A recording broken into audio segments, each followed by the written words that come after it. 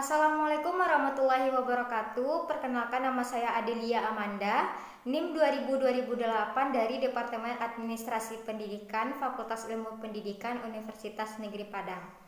Baiklah, pada mata kuliah Pembinaan Keterampilan Mengajar yang diampu oleh Bapak dosen Dr. Hanif Al-Qadri, pada kesempatan kali ini saya akan menjelaskan serta mempraktekkan bagaimana keterampilan memberikan variasi dalam proses pembelajaran di kelas.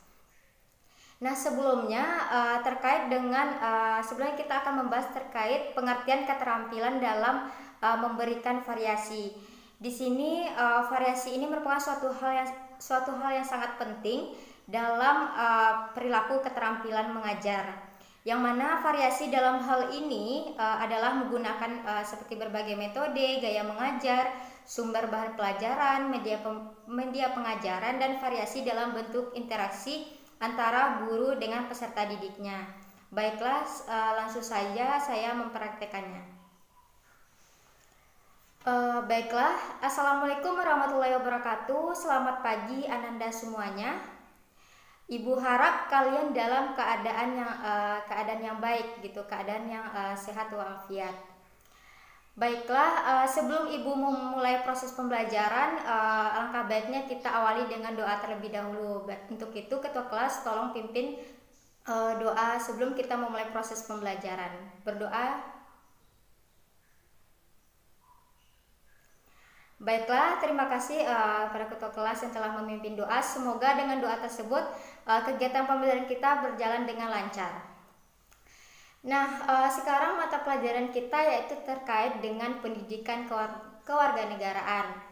Nah, seperti yang kita lihat, seperti yang kita rasakan atau yang kita lihat di berita-berita, banyaknya kasus-kasus yang terjadi di para pejabat kita.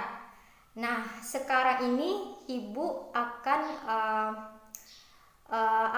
kayak menampilkan gitu suatu bentuk contoh kasus yang mana Ibu akan nanti meminta pendapat kalian. Nah, sebelum lanjut kepada pembelajaran, Ibu akan mengambil absen kalian terlebih dahulu. Nah, ketika namanya dipanggil, tolong angkat tangan. Aini Septia Rahmalita, apakah hadir? Bayu Sanggara, Ayumi Zahra. Baiklah, Ibu harap kalian tidak ada yang bolos. Ibu harap kalian selalu hadir gitu 100% di kelas gitu agar ilmu kalian dapatkan itu bermanfaat gitu. Jadi tidak ada yang ketinggalan dari teman-teman yang hadir. Nah, baiklah, Ibu langsung saja masuk kepada kepada proses pembelajaran. Tolong Ananda semua memperhatikan Ibu ya. Nah, sekarang kita akan mempelajari atau membahas terkait dengan kasus-kasus. Nah, Ibu akan membagi kalian menjadi 4 kelompok yang terdiri dari 3-4 orang, yang mana nanti per kelompok akan memberikan pandangannya atau pendapatnya terkait dengan gambar yang Ibu sajikan di depan. Baiklah, itulah nama-nama pembagian kelompok yang Ibu berikan kepada kalian. Nanti masing-masing kelompok mempunyai ketua yang akan nanti dapat menyimpulkan hasil diskusi kalian bersama. Nah, sebelumnya ini Ibu akan Ananda semua tolong lihat di sekeliling kalian dulu apakah ada sampah. Nah, jika ada tolong ambil dan tolong pungut sampahnya dan buang ke tempat sampah. Nah, setelah itu kalian langsung duduk per kelompok sesuai kelompok yang Ibu bagikan dari kelompok 1, kelompok 2, kelompok 3 sampai kelompok 4. Nah, tolong tidak berisik gitu. Nah, silahkan duduk per kelompok. Baiklah, kalian sudah duduk di kelompoknya masing-masing. Sekarang Ibu akan menampilkan atau menyajikan di depan terkait dengan gambar yang akan kalian diskusikan gitu. Pandangan kalian atau pendapat kalian terkait dengan yang akan Ibu sajikan ini. Nah, inilah gambarnya. Nah, kalian semua pasti tahu gitu. Ini gambar apa? Iya, betul, tindakan korupsi, yang mana ini biasanya dilakukan oleh pejabat-pejabat yang tidak bertanggung jawab. Nah, sekarang Ibu beri waktu kalian untuk berdiskusi terkait gambar yang telah Ibu sajikan gitu per kelompok. Nah, jadi kalian kumpulkanlah pandangan kalian, kalian utarakanlah gitu kan ide-ide atau sepengetahuan kalian terkait gambar ini. Jadi tidak ada boleh yang lihat HP gitu. Jadi murni dari hasil pemikiran kalian. Nah, nanti itu akan menjadi kesimpulan yang akan disampaikan oleh perwakilan kelompok gitu. Dan boleh anggota lain dalam kelompok tersebut memberikan penguatan gitu, yang mana itu akan memberikan nilai tersendiri bagi yang berani berbicara gitu. Jadi Ibu harap kalian semua aktif dalam proses pembelajaran di kelas ini gitu. Baiklah, Ibu akan beri waktu kalian selama 15 menit untuk berdiskusi gitu. Jadi tolong berdiskusinya dengan teratur. Silahkan memulai diskusinya.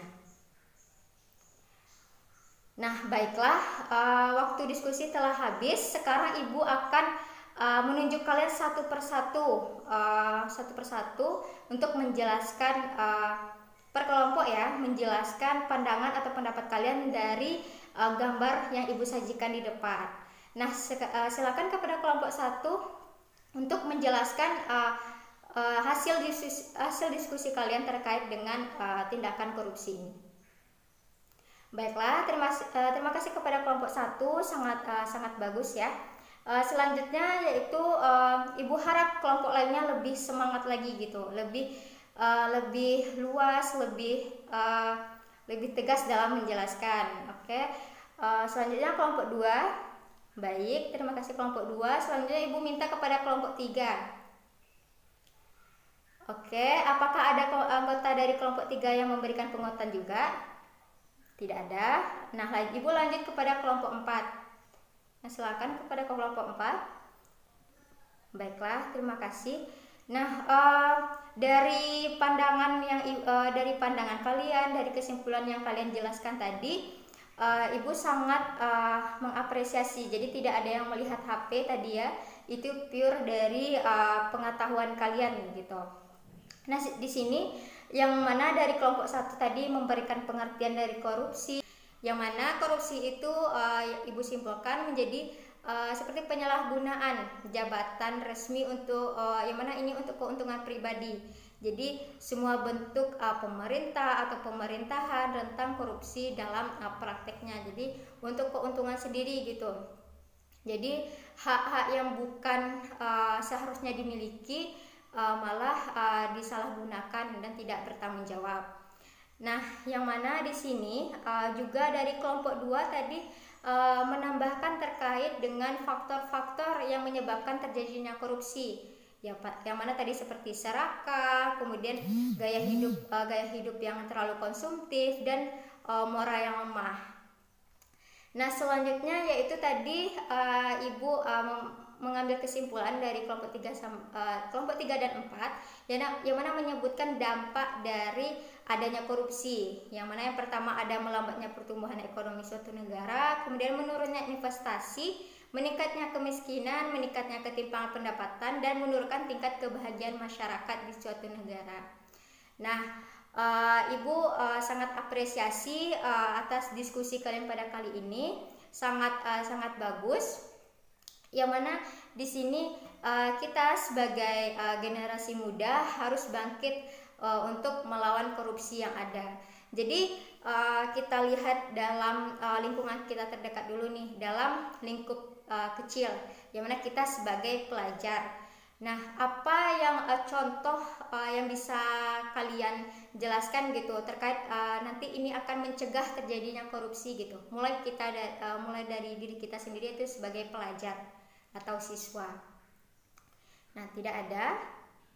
Nah, di sini Ibu memberikan contoh yang mana kita sebagai pelajar, yang mana sesuatu sederhana akan menjadi besar nantinya ketika dewasa gitu. Jadi contohnya saja kalau kalian mencontek gitu, kan itu kan mengambil hak orang lain tanpa diketahui gitu. Berarti kan itu bukan hak kalian gitu, tidak ada yang bertanggung jawab gitu kan.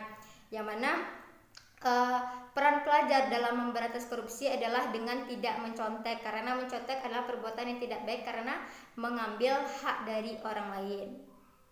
Nah, baiklah, yang mana seperti yang dijelaskan tadi, beratnya korupsi ini berbeda-beda dari yang paling ringan hingga yang paling berat gitu, yang mana dalam bentuk penggunaan pengaruh dan dukungan untuk memberi dan menerima pertolongan sampai dengan korupsi berat yang diresmikan. Nah, jadi dengan seperti yang kita dengar tadi, dengan korupsi ini akan memberikan dampak buruk, banyak memberikan dampak buruk terhadap kita sendiri, yang mana jadi menurunnya investasi dan kemiskinan semakin meningkat di negara tersebut. Nah, untuk itu kita harus bisa melawan, juga mencegah terjadinya korupsi. Nah, Ibu harap kalian semua dalam diskusi tadi benar-benar harus bisa memberantas gitu, harus. Baiklah, Ananda semuanya, berakhirlah pembelajaran kita pada siang hari ini. Ibu harap kalian dapat mengambil suatu manfaat dari semoga pembelajaran kita ini bermanfaat untuk kita semua gitu. Jadi dari kasus-kasus tadi, maka kita sebagai penerus bangsa harus menghilangkan budaya korupsi yang terjadi di pejabat tersebut. Baiklah, sekian terima kasih. Ibu tutup. Assalamualaikum warahmatullahi wabarakatuh.